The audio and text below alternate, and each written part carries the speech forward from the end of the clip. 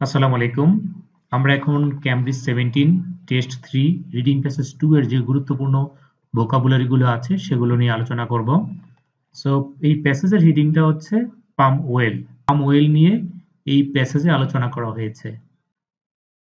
আমাদের প্রথম ভোকাবুলারিটা হচ্ছে এডিবল অর্থাৎ ভোজ্য, ইটেবল হ্যাঁ ভক্ষণীয় যেটা আর কি হ্যাঁ, কমেস্টিবল যেটা আমরা খাই নিয়মিত প্রতিদিন সেটা হচ্ছে ভোজ্য বা এডিবল। derived উদ্ভূত, নিষ্পন্ন, executed, attained,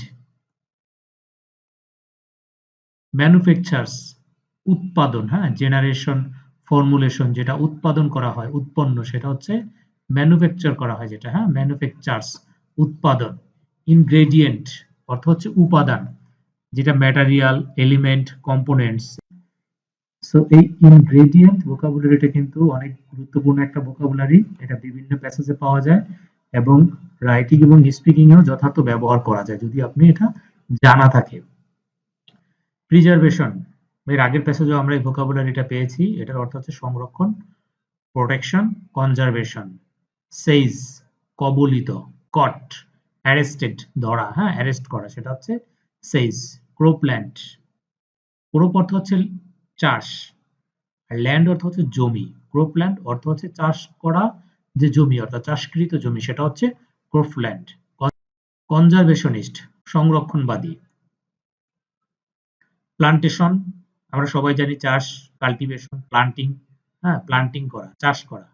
ডিফরেস্টেশন এটা সবাই জানি বন নিধন বা অরণ্য বিনাশ মানে বন ধ্বংস করে দেওয়া সেটা হচ্ছে ডিফরেস্টেশন। হ্যাবিটেট আগের প্যাসেজেও আমরা এই ভোকাবুলারিটা পেয়েছি। এটার অর্থ হচ্ছে রেসিডেন্সি হোম হাউস যেখানে আমরা বসবাস করি সেটাই হচ্ছে হ্যাবিটেট। আর মনোকালচার ফসলি চাষ সেটা হচ্ছে মনোকালচার যেখানে এক জাতীয় ফসল চাষ করা হয় সেটা হচ্ছে মনোকালচার। এন্ডেঞ্জার্ড বিপন্ন। ইম্পেরিলেট ফনা প্রাণীকুলকে ফনা বলা হয় বানানটা মনে রাখবেন FAUNA ফনা। বায়োডাইভার্সিটি জীববৈচিত্র্য আমরা এর আগে অসংখ্যবার এই ভোকাবুলারিটা পেয়েছি। এটার অর্থ হচ্ছে জীববৈচিত্র্য। র্যাডিক্যাল গুরুত্বপূর্ণ একটা ভোকাবুলারি ভিত্তিগত মূল সংক্রান্ত। বয়কট আমরা সবাই জানি বর্জন করা বর্জন করা কোনো কিছু বর্জন করাকে বয়কট বলে। Elimination exclusion dismissal. ইনসুয়েটিভ স্বজ্ঞাত। কমপ্লেক্সিটি যেটার মধ্যে জটিলতা আছে প্রবলেমেটিক আর কি হ্যাঁ। কমপ্লিকেশন পারপ্লেক্সিটি সেটা হচ্ছে কমপ্লেক্সিটি জটিলতা। আর্গুমেন্ট তর্ক বিতর্ক ডিবেট কন্ট্রোভার্সি কন্টেনশন। নিউয়ান্সড সূক্ষ্ম একেবারে সূক্ষ্ম সেটাকে নিউয়ান্সড বলে। ইউটিলিটারিয়ান উপযোগী। ইমেন্সলি ব্যাপকভাবে এক্সট্রিমলি ওয়াইডলি ওয়াইড স্প্রেড সেটা হচ্ছে ইমেন্সলি ব্যাপকভাবে। প্রিডোমিনেন্টলি প্রধানত মেইনলি প্রিন্সিপালি সেটাকে প্রিডোমিনেন্টলি বলা হয়। ইকোলজিক্যালি আমরা সবাই জানি বাস্তু সংস্থান সংক্রান্ত। অ্যাটমসফিয়ার যেটা হচ্ছে বায়ুমণ্ডল ওয়েদার এনভায়রনমেন্ট। রেগুলেটেড নিয়ন্ত্রণ। সিস্টেমেটিক ম্যাথোডিক্যাল। স্টেরাইল অনুর্বর। ব্যারেন আনপ্রোডাক্টিভ যেটা আগে হ্যাঁ যেটা উর্বর না যেখানে ফসলাদি হয় না সেটা হচ্ছে আনপ্রোডাক্টিভ অনুর্বর। ইপিফাইটিক পরাশ্রয়ী উদ্ভিদ। কিয়েস্টন সুর বা বক্তব্য।